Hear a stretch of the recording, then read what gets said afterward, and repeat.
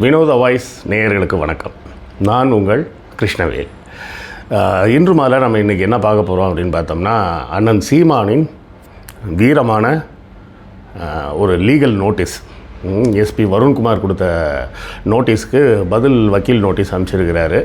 அதில் நடந்த கூத்து குழப்பங்கள் என்ன அப்படின்ற செய்தியை தான் நாம் இன்றைக்கி பார்க்க போகிறோம். அப்புறம் நண்பர்களே, புத்தகம் வாங்குவதற்கான வழக்கமான ஒரு கோரிக்கை.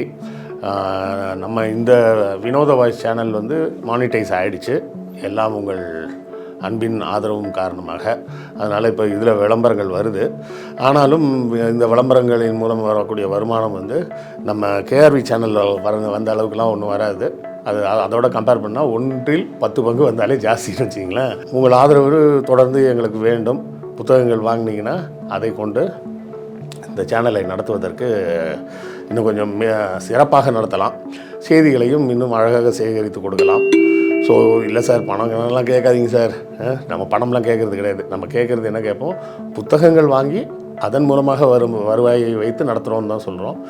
இல்லை சார், புக்கெல்லாம் வாங்குறதுக்கெல்லாம் இப்போதைக்கு முடியாது சார், படிக்கிறதுக்கே எனக்கு நேரம் இல்லை சார் அப்படி இப்படின்னு நிறைய பேர் சொல்லலாம். வெளிநாடு வாழ் மக்கள் நீங்கள் புத்தகங்கள் வாங்கணும்னா முடிஞ்ச நேரம் வாங்கினாலும் வாங்குங்க. இல்லை வேண்டாம் அப்படின்னா அமேசான்லேருந்து கிண்டில் வெர்ஷனே நீங்கள் எடுத்து படிச்சுக்கலாம். பாபர் நாமா வர உள்ள எல்லா புத்தகங்களும் அமேசான் கிண்டிலில் கூட இருக்குது. இது எல்லாம் எதுவுமே முடியாதுன்னா கூட இந்த வீடியோக்களை ஷேர் பண்ணுங்கள். ஷேர் பண்ணாலே அதுவும் ஒரு வகையால் ஆதரவு தான். லைக் போடுங்க, கமெண்ட் போடுங்க, எல்லாமே ஆதரவு தான். ஸோ ஏதாவது ஒரு வகையில் எங்கள் சேனலுக்கு தொடர்ந்து உங்கள் ஆதரவை கொடுத்து கொண்டே இருங்க. திருச்சியில் எஸ்பி வருண்குமார் அவர்கள் ஒரு காவல்துறை அதிகாரி, சாதாரண காவல்துறை அதிகாரி இல்லை. எஸ்பி அப்படின்னு சொல்லும்போதே என்ன அர்த்தம் அப்படின்னா, மொத்த மாவட்டத்துக்கும் அவர் தான் காவல்துறை அதிகாரி, காவல்துறை தலைவர். சரிங்களா? திருச்சி மாவட்டத்தில் இருக்கக்கூடிய திருச்சி மாநகரம் தவறுன்னு நினைக்கிறேன், சரியாக இருந்தால் தவறாக இருந்தால் கமெண்ட்டில் சொல்லுங்கள். திருச்சி மாவட்டம் முழுக்க தலைநகரம் தவிர உள்ள பகுதிகளில் உள்ள எல்லா காவல்துறையும் அவரது கட்டுப்பாட்டின் கீழே தான் வருது. அவரை பற்றி சாட்டை துரைமுருகன் அவதூறாக பேசினார். அவர் திருவள்ளூரில் இருக்கும்போதோ வேறு ஏதோ ஒரு பகுதியை சொன்னாங்க, அங்கே இருக்கும்போதும் என் மேலே தான் கேஸாக போட்டார். இப்போ திருச்சிக்கு வந்தப்பறம் என் மேலே தான் கேஸ் போடுறாரு, இவருக்கு எப்போவும் இதே வேலையாக தான் இருக்குது அப்படின்னு சொல்லி அவர் போட, அதற்கு சீமானும் அவர்கள் கூட்டத்தை சார்ந்த நண்பர்கள் எல்லோரும் சேர்ந்துக்கிட்டு ஒரு கமெண்ட்டை போட்டு, அந்த எஸ்பி வருண்குமாரை விட்டு வைக்காதீங்க, அவர் போய் எல்லோரும் கண்ணா அப்படின்னு திட்டுங்க அப்படின்னு சொல்லி போட்டு விட்ருக்காங்க அந்த வாட்ஸ்அப் குரூப்பில். அந்த வாட்ஸ்அப் குரூப்பில் வந்த செய்தியை பார்த்துட்டு அந்த நாம் தமிழர் தம்பிகள் பூரா என்ன பண்ணியிருக்காங்க, எஸ்பி வருண்குமாரோட பக்கத்தில் போய் முசான்னு வாயால் சொல்ல முடியாத அளவுக்கு கேவலமான வார்த்தைகளால் தொடர்ந்து கமெண்ட்டு. அதுலேயும் குறிப்பாக முதல்வரையும் எஸ்பி வருண்குமாரின் மனைவியையும் சம்மந்தப்படுத்திலாம் பேசியெல்லாம் அசிங்கமாக கமெண்ட் நிறையா போட்டிருந்தாங்க. இதை பார்த்துட்டு தான் கடைசியாக என்ன பண்ணார் எஸ்பி வருண்குமார், இதெல்லாம் சரியாக வராது அப்படின்னு சொல்லிவிட்டு நேராக திருச்சியில் தில்லைநகர் காவல் நிலையத்தில் போய் ஒரு புகார் மனுவை கொடுத்து அதில் சுமார் 22 பேர் இன்னும் தேடப்பட்டு கொண்டு இருக்கிறார்கள். முதல் கட்டமாகவே 2-3 பேர் கைது செய்யப்பட்டார்கள். திருப்பதி, சங்கர், இந்த மாதிரி பேர்லலாம் 2-3 பேர் கைது செய்யப்பட்டார்கள். இன்னும் நிறைய கைதுகள் தொடர்ந்து நடந்துக்கிட்டே இருக்குது அப்படிங்கிறதையும் பார்க்குறோம். அந்த நேரத்தில் தான் சீமான் என்ன பண்ணுறாரு, வாயை வச்சுட்டு சும்மா இல்லாமல் இந்த எஸ்பி வருண்குமாருக்கு பிறப்பு வெறுப்பு இருக்குது, அவர் ஒரு சைவ பிள்ளை மாதிரி அவர், அதனால் அவருக்கு தேவர், நாடார், கோணாருன்னு இவர் 4-5 சாதி எல்லாத்தையும் சொல்லி இவங்க யாரையும் பிடிக்காது.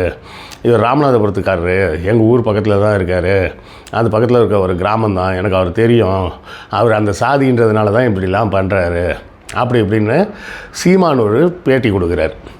பொறுத்து பார்த்த எஸ்பி வருண்குமார் என்ன பண்ணிட்டார், ஒரு வக்கீல் நோட்டீஸ் அனுப்பிச்சிட்டார். என்னென்ன, சீமான் இந்த நோட்டீஸ் கிடைத்த 7 நாட்களுக்குள் நிபந்தனையற்ற மன்னிப்பு கேட்க வேண்டும். அப்படி கேட்கலைன்னா கோர்ட்டில் ப்ரொசீட் பண்ணி 2 கோடி ரூபாய் டிஃபமேஷன் சூட் ஃபைல் பண்ணப்படும்.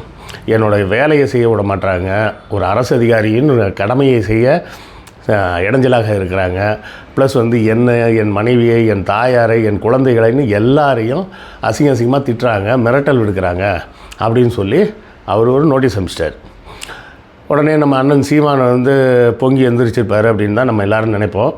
அவர் வந்து என்ன பண்ணார், பதிலுக்கு ஒரு 17 பக்கமாக என்னவோ ஒரு பெரிய கட்டுரை எழுதுகிற மாதிரி போட்டு எழுதி அனுப்பிச்சிருக்காரு. என்னென்னு, ஐயா காவல்துறை எவ்வளோ நல்ல துறை தெரியுமா, அது முதல்வரின் கட்டுப்பாட்டில் இருக்கும் துறை என்பதால் அது எவ்வளவு சிறப்பாக செயல்படுது தெரியுமா, நம்ம முதல்வரும் எவ்வளோ நல்லவர் தெரியுமா, நீங்கள் எவ்வளோ நல்லவர் தெரியுமா, நீங்கள் வந்து தமிழ்நாட்டுக்கு திருச்சிக்கு எஸ்பியாக இருப்பது மட்டுமல்ல, தமிழ்நாட்டுக்கே டிஜிபி ஆவதற்கான எல்லா தகுதியும் உங்களுக்கு உண்டு, உங்களை போய் நான் தப்பாக பேசுவேனா அப்படி இப்படின்னு காலில் உளுந்து பெரல்னு பிறண்ட மாதிரி ஒரு கடிதம் எல்லாம் போட்டு அதில் முக்கியமான செய்தி என்ன அப்படின்னு பார்த்தீங்கன்னா, பொதுவாக ஏதாவது ஒரு கட்சி தொண்டர் வந்து ஏதாவது ஒரு தப்பு செஞ்சிட்டாருன்ற மாதிரி ஒரு பிரச்சனை வந்ததுன்னா என்ன பண்ணுவாங்க, கட்சியிலேருந்து என்ன சொல்லுவாங்க, நாங்கள் இதுக்கு பொறுப்பேற்றுக்கிறோம், அவர் செய்தது தவறு, அவரை கட்சியிலிருந்து நீக்குகிறோம் அப்படின்னு சொல்லி அறிக்கை வெளியிடுவாங்க. நம்மால் என்ன பண்ணியிருக்கிறாப்புலன்னா, அவங்கெல்லாம் யாருன்னு எனக்கு தெரியாது அப்படின்ட்டார். ரொம்ப சுத்தம்ல. இவங்க ஒரு வாட்ஸ்அப் குரூப் வச்சு அந்த வாட்ஸ்அப் குரூப்லேருந்து அவனை போய் திட்டு அப்படின்னு இவங்க தான் போட்டு விட்றாங்க. போட்டு விட்டது இல்லாமல் இப்போ எனக்கு அவங்களெல்லாம் யாருன்னே தெரியாது அப்படின்ட்டாங்க. ஏன்னா இந்த கைதான 2 பேரும் என்ன சொல்லிட்டாங்க, சீமான் சொல்லி தான் நாங்கள் திட்டினோம் அப்படின்னா அவங்க வாக்குமூலம் கொடுத்துட்டாங்க. அந்த வாக்குமூலத்தை எதிர்த்து என்ன பேசுகிறதுன்னு தெரியாமல் இவர் என்ன சொல்லிட்டாரு, எனக்கு அவங்களெல்லாம் யாருன்னே தெரியாது, யாரோ ஒருத்தர் பேசினதுக்கெல்லாம் நான் பொறுப்பேற்றுக்க முடியாது, எனக்கும் அதுக்கும் சம்மந்தமே கிடையாதுங்க ஐயா அப்படின்ட்டார். சரி, இந்த சாதி பேர் சொல்லி திட்டினியே அதுக்கு என்ன காரணம் அப்படின்னு கேட்டதுக்கு, அதுக்கு கூட இருந்த சாட்டை துரைமுருகனையும் போட்டு கொடுத்துட்டாப்புல. என்னென்ன, எனக்கு உங்கள் சாதியை பற்றி எதுவுமே தெரியாதுங்கய்யா, நீங்கள் எந்த சாதி எந்த ஊர்னு கூட எனக்கு தெரியாதுங்கய்யா, முதல்ல சொல்லும்போது என்ன சொன்னது, ராமநாதபுரம் தான் எங்கள் ஊர் பக்கம்தான் அப்படின்லாம் பேசிட்டு இப்போ என்ன சொல்லிட்டாரு, எனக்கு உங்கள் சாதி என்னன்னே தெரியாது, நீங்கள் எந்த ஊர் யாருன்னே எனக்கு தெரியாது, இது வந்து அங்கே கூட இருக்கான் பார்த்தீங்களா சாட்டை துரைமுருகன், அவனை கைது செஞ்சப்போ அந்த கூட இருந்த ஒரு காவல்துறை அதிகாரி தான் இப்படி உங்கள் சாதி இது, அதனால தான் நீங்கள் இப்படி நடந்துக்கிறீங்க அப்படின்னு சொன்னார் அப்படின்னு சாட்டை துரைமுருகன் என்கிட்ட சொன்னான். அதை நம்பி நான் பேசிட்டேங்க ஐயா, என்னை மன்னிச்சிருங்க, எனக்கு ஒன்றும் தெரியாதுங்கய்யா, நீங்கள் ரொம்ப நல்லவர், நீங்கள் ரொம்ப வல்லவர், உங்கள் மனைவியார் வந்து ரொம்ப உயர்ந்தவர் அப்படி இப்படின்னு எல்லாரையும் போட்டு புகழ்ந்து தள்ளி காலில் விழுந்து நக்கி கிட்டத்தட்ட சாவர்கர் ரேஞ்சுக்கு பேசி முடிச்சிட்டாப்புல. சாவர்கர் இப்படி தானே கடிதம் எழுதினார், ராணிக்கு என்றும் உண்மையுள்ள குடிமகனாக வாழ்வேன், I will be a obedient citizen to the queen அப்படின்லாம் லெட்டர் எழுதினார்ல. அதே போலவே இவரும் நான் வந்து தங்கள் உண்மையுள்ள தங்கள் அன்புள்ள அப்படின்லாம் போட்டு உருட்டி முடிச்சிட்டாப்புல. இப்போ பார்த்தீங்கன்னா கட்சிக்குள்ளே இருக்கிறவன்லாம் யாருன்னு பார்த்தா எல்லாரையும் மாட்டி விடுறது தான் இவர் வேலையாக இருக்குது. திரள்நிதிக்கு மட்டும்தான் கட்சியில் ஆள் வேணும், மற்றதுக்கெல்லாம் இவருக்கு வந்து ஆள் தேவையில்லை. இதில் இன்னொரு காமெடி என்னென்னா, நம்ம மைனர் தான் வந்து கிண்டல் பண்ணி பேசிகிட்டு இருந்தாப்புல, மன்னிப்புக்கு வந்து சின்ன நான் போடுறதா பெரிய நான் போடுறதா அப்படின்னு தெரியலன்ட்டு சாட்டை துரைமுருகன்ட்ட கேட்டதுக்கு சாட்டை துரைமுருகன் வந்து, இல்லைண்ணே சின்ன மன்னிப்பாக இருந்தால் சின்ன எண்ணு போட்டுக்குங்க, பெரிய மன்னிப்பாக இருந்தால் பெரிய எண்ணு போட்டுக்குங்க அப்படின்னு சொல்ல, இவர் வந்து 2த்தையும் சேர்ந்து கலந்து போட்டுக்கிட்டாரு அப்படின்னு சொல்லி கிண்டல் பண்ணிகிட்டு இருந்தாப்புல. ஆக்சுவலாக அந்த கடிதம் வந்து ஆங்கிலத்தில் தான் போயிருக்கு, தமிழில் போகிறா, அவர் கேலிக்காக இது மாதிரி மைனர் சொன்னார்னு வச்சிங்களேன். ஆனால் உண்மை என்னென்னா, அதுலேயும் ஸ்பெல்லிங் மிஸ்டேக்கோடு தான் போயிருக்கு. இந்த பாரதிய நியாய சம்ஹிதா அப்படின்னு இந்த சட்டத்துக்கு ஹிந்தியில் பேர் வச்சுருக்காங்கல்ல, அந்த பாரதியாவுக்கு என்ன பண்ணிட்டாங்க, பாட்டியான்னு போட்டு அனுப்பிச்சிருக்கிறாங்க. இப்படி தப்பும் தவறுமாக ஸ்பெல்லிங் மிஸ்டேக்கோடெல்லாம் போய் ஒரு பதில் நோட்டீஸ் அனுப்பிச்சிருக்கிறாங்க. பதில் நோட்டீஸ் வந்து எப்போதும் என்ன பண்ணுவாங்கன்னா கண்டெஸ்ட் பண்ணி தான் போடுவாங்க. நீ சொல்கிறதுலாம் தப்புயா, அப்படிலாம் நான் சொல்லவே இல்லை, வேணா நீ கோர்ட்டுக்கு வா அப்படின்னு தான் சொல்லி தான் பதில் நோட்டீஸ் கொடுப்பாங்க. வக்கீல் நோட்டீஸ் என்பதே வந்து பதிலுக்கு பதில் தான் கொடுப்பாங்க. இவர் வந்து நேரடியாக மன்னிப்பு கேட்டு ஒரு நோட்டீஸ் அனுப்பிச்சிட்டாரு. அதில் இந்த ஸ்பெல்லிங் மிஸ்டேக் வந்து பார்த்திங்களா, அதுக்காக என்ன பண்ணிட்டாங்க, நெல்சன்னு சொல்லி இந்த வழக்கறிஞர் பிரிவோட தலைவராக நாதாக்காவில் இருக்கிறாரு, நாம் தமிழர் கட்சியில் அந்த வழக்கறிஞர் பிரிவுன்னு ஒன்று வச்சுருப்பாங்கல்ல, அந்த பிரிவோட தலைவர். இதில் ஸ்பெல்லிங் மிஸ்டேக் வந்ததுன்னா அவரை வேலையை விட்டு தூக்கிட்டாங்க, அதாவது அந்த போஸ்ட்லேருந்து எடுத்துட்டாங்க. ஏன்னா அந்த லீகல் நோட்டீஸை டிராஃப்ட் பண்ணது அவர் தான் பண்ணியிருக்கிறார், இவர் கையெழுத்து மட்டும் போட்டு கொடுத்துருப்பாருன்னு வச்சிங்களேன். அப்போ இப்படியாக வந்து ஒரு பெரிய கூத்தடித்து சீமான் வந்து காலில் விழுந்து மன்னிப்பு கேட்டு கதறி அழுதுருக்கிறாரு அப்படிங்கிறது தான் இப்போ நடந்த சம்பவமாக இருக்குது.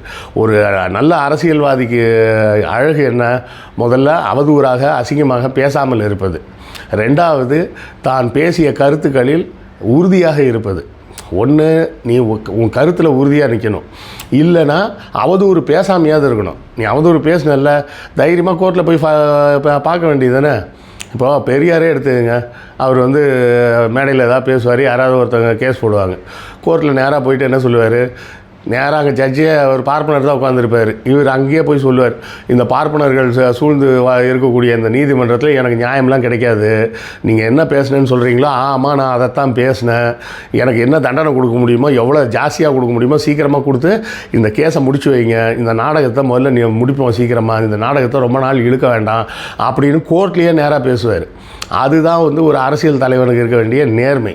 உன்னை மாதிரி வந்து ஐயோ எனக்கு தெரியாதுங்க, அவன் தான் சொன்னான், இவன் சொன்னான், அதை நம்பி நான் சொல்லிட்டேன் அப்படின்னு சொல்கிறதெல்லாம் வந்து நீங்கள்லாம் அரசியலுக்கே லாய்க்கு இல்லை. அரசியலுக்கு மட்டும் இல்லை, பொது வாழ்க்கைக்கே லாய்க்கு இல்லை. பொது வாழ்க்கையில் ஒரு முறை நாம் சொன்ன சொல்லை இல்லை என்று மறுக்க முடியவே முடியாது. ஏன்னா அது வந்து பொதுவெளிக்கு வந்தாச்சு. பொதுவெளிக்கு வந்த சொல்லை இல்லவே இல்லை, அது வந்து வேற ஒருத்தன் மேலே பழிய போடுறதெல்லாம் வந்து ஒரு தலைவனுக்கான அழகே கிடையாது. தலைவனுக்கு அழகே வந்து எல்லாவற்றுக்கும் பொறுப்பேற்றுக் கொள்வது. நீங்கள் இவர் என்ன பண்ணி வச்சுருக்காரு, எந்த பொறுப்பும் எனக்கு இல்லைங்க, எனக்கு தெரியாது அப்படின்னு சொல்கிறதுக்கு ஒரு தலைவனே தேவையில்லை அப்படிங்கிறது தான் நம்ம இன்றைக்கி பார்க்குறோம். இதை குறித்த உங்கள் கருத்துக்களை கமெண்ட்டில் சொல்லுங்கள், நானும் தெரிஞ்சுக்கிறேன். அடுத்த காணொலியில் சந்திப்போம். நன்றி, வணக்கம்.